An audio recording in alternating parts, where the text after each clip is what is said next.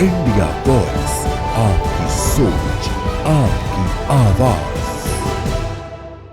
नमस्कार, स्वागत है आप सभी का इंडिया वॉइस पर। मैं आपके साथ निकिता कश्यप। खबरों की शुरुआत करते हैं। खबर देहरादून से है, जहां क्रिकेटर्स मीट 2025 के अवसर पर मुख्यमंत्री पुष्कर सिंह धामी ने सोशल मीडिया क्रिकेटर्स को समाज में सकारात्मक बदलाव लाने का महत्वपूर्ण हिस्सा बताया। तो वहीं उन्होंने कहा कि डिजिटल प्लेटफॉर्म पर एक ट्वीट या फिर पोस्ट से तत्काल समाधान संभव है और यह सरकार और जनता के बीच एक मजबूत सेतु बन सकता है। जहां आपको बताते चलें कि सीएम पुष्कर सिंह धामी ने क्रिकेटर्स से अपील की है कि वे फैक्ट चेक कर ही भ्रामक खबरों को रोकें और साथ ही साथ सही जानकारी जनता तक पहुंचाएं। उन्होंने नैतिकता पर जोर देते हुए नेगेटिव कंटेंट बनाने वाले क्रिकेटर्स पर भी चेतावनी दी है और उन्होंने यह भी कहा कि रिव्यू की दौड़ में नैतिकता को कभी ना भूलें।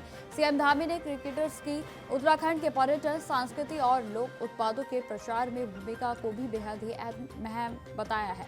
तो वहीं आपको बता दें कि उन्होंने यह भी कहा कि डिजिटल उत्तराखंड की दिशा में यह कदम बेहद ही पहल और बड़ा कदम साबित होगा।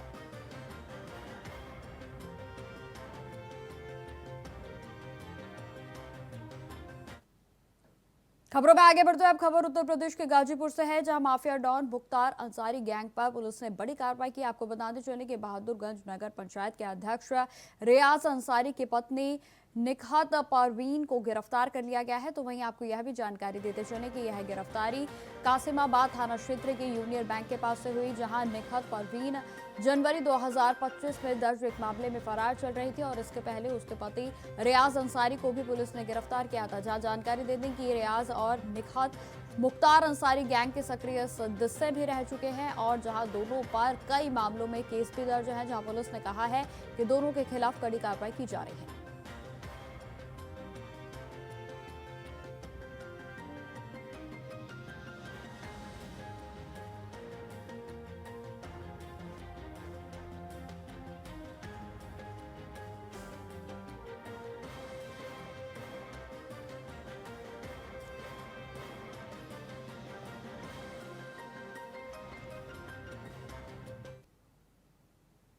खबरों में आगे बढ़ते हैं। अब खबर अमरोहा से है, जहां शादी समारोह में रोटी मांगने पर बवाल हो गया। जो है आपको बताते चले कि गाली गलौज का विरोध करने पर युवक की जमकर पिटाई कर दी गई। जहां बता दें कि धारदार हथियार से युवक पर हमला किया गया, जहां मारपीट की घटना सीसीटीवी कैमरे में कैद हो गई है। जानकारी देते चले कि घायल युवक को अस्पताल में भर्ती कराया गया और जहां आरोपी फरार हसनपुर कोतवाली क्षेत्र के कस्बे का मामला पूरा बताया जा रहा है। तो इस वक्त की बड़ी खबर आपको बता दें, जो कि अमरोहा से सामने आ रही है। जहां बता दें कि हसनपुर कोतवाली क्षेत्र से एक शादी समारोह के दौरान विवाद ने हिंसक रूप ले लिया, जहां रोटी मांगने पर अनबन हुई और जिसके बाद गाली गलौज का विरोध करने पर युवक की जमकर पिटाई कर दी गई। तो वहीं आरोपी ने धारदार हथियार से हमला कर युवक को गंभीर रूप से घायल कर दिया है। पूरी वारदात पास के लगे सीसीटीवी कैमरे में भी कैद हो गई, जहां घायल युवक को तुरंत अस्पताल में भर्ती कराया गया। तो वहीं आपको बता दें कि उसका इलाज अभी जारी है, जहां पुलिस ने भी मामले की जांच पड़ताल को शुरू कर दिया है। तो वहीं आरोपी की तलाश में पुलिस लगातार लगी है।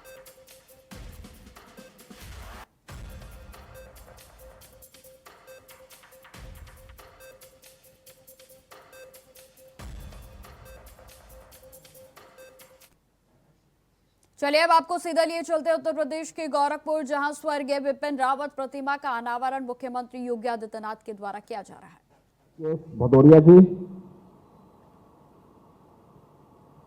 Air vice marshal retired Shri Rajesh Bhandari जी,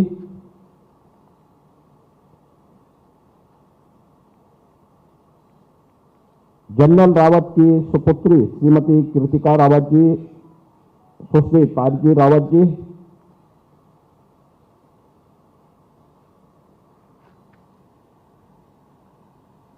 सैनिक स्कूल गोरखपुर के प्रधानाचार्य श्री DS चौहान जी, अपर मुख्य सचिव उत्तर प्रदेश सरकार शिक्षा श्री पार्थ सारथी सेन शर्मा जी, आज के समारोह में उपस्थित सभी हमारे सम्मानित अतिथिगण, सैनिक स्कूल परिवार से जुड़े हुए सभी यहाँ के शिक्षकगण, सैन्य अधिकारीगण और सैनिक स्कूल के हमारे सभी कैडेट्स, उपस्थित अन्य बहनों और भाइयों, मैं सबसे पहले उत्तर प्रदेश सरकार और उत्तर प्रदेश की जनता की ओर से भारत के प्रथम chief of defence staff general Bipin Rawat ji की पूर्ण स्मृति को नमन करते हुए उन्हें विनम्र श्रद्धांजलि अर्पित करता हूं। मुझे अत्यंत आनंद की अनुभूति है कि हमने आज उनकी स्मृति को इस सैनिक स्कूल के साथ जोड़ा है और सैनिक स्कूल का ये दायित्व है कि प्रतिवर्ष 8 दिसंबर की तिथि को जनरल रावत और उनके साथ जिन्होंने शहादत को प्राप्त किया, उन सभी के स्मृति दिवस को यहां पर आयोजित करके हमारे कैडेट्स के मन में राष्ट्रभक्ति और जीवन के उच्च आदर्शों के प्रति एक नई प्रेरणा दिवस के रूप में इस दिवस को यहां पर आयोजित करें। मैं धन्यवाद दूंगा जनरल बिपिन रावत फाउंडेशन के सभी पदाधिकारियों को और खासतौर पर श्री मंजीत नेगी जी को और उनकी पूरी टीम को, जिन्होंने लगातार जनरल रावत की स्मृति को जीवंत बनाए रखने के लिए वर्तमान और भावी पीढ़ी के सामने उनके योगदान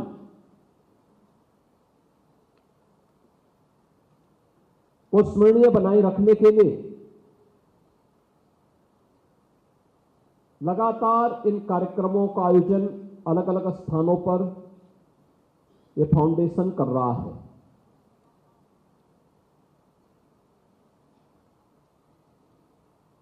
भारत के तीनों सेनाओं के सर्वोच्च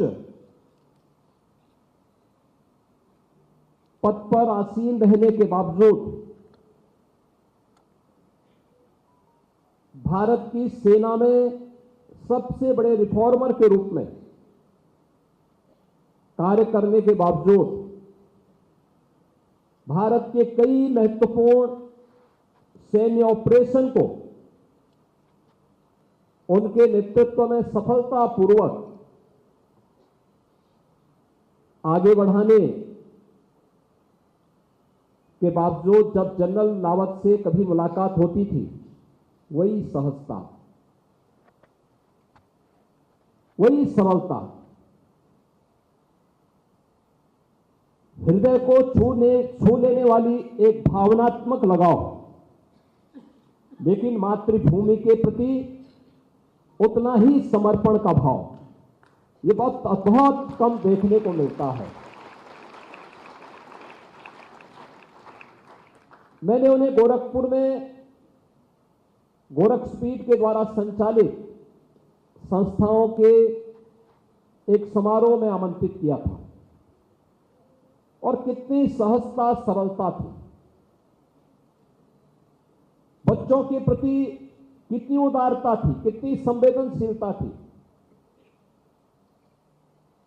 लेकिन मातृभूमि के प्रति उतना ही समर्पण और देश के दुश्मनों से निपटने की उतनी दृढ़ इच्छा शक्ति उनके अंतःकरण में भी देखने को मिलती थी।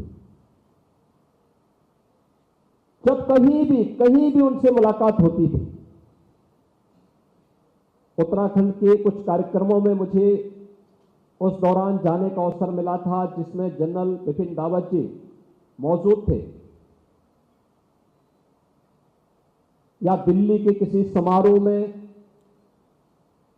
कभी मुलाकात होती थी, या फिर कभी उनका लखनऊ में आगमन होता था, तो हमेशा देवभूमि उत्तराखंड का भाव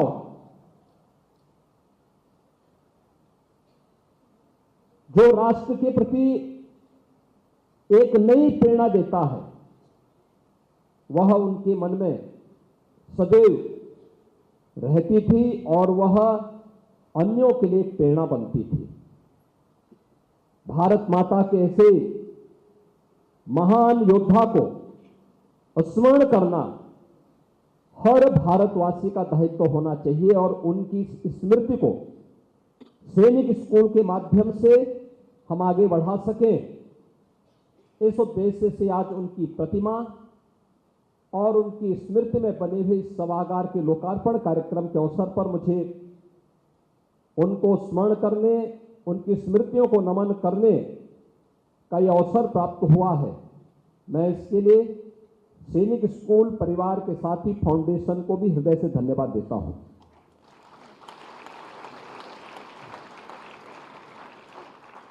श्रीमद् भगवद गीता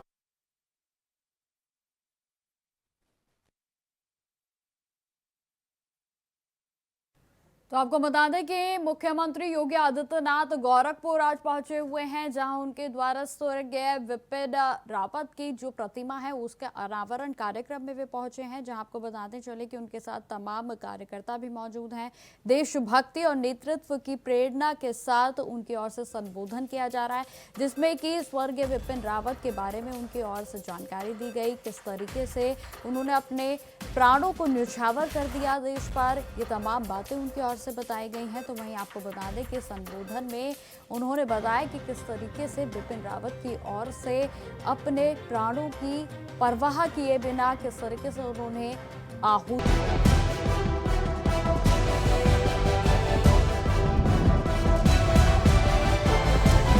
इंडिया वॉइस, आपकी सोच, आपकी आवाज।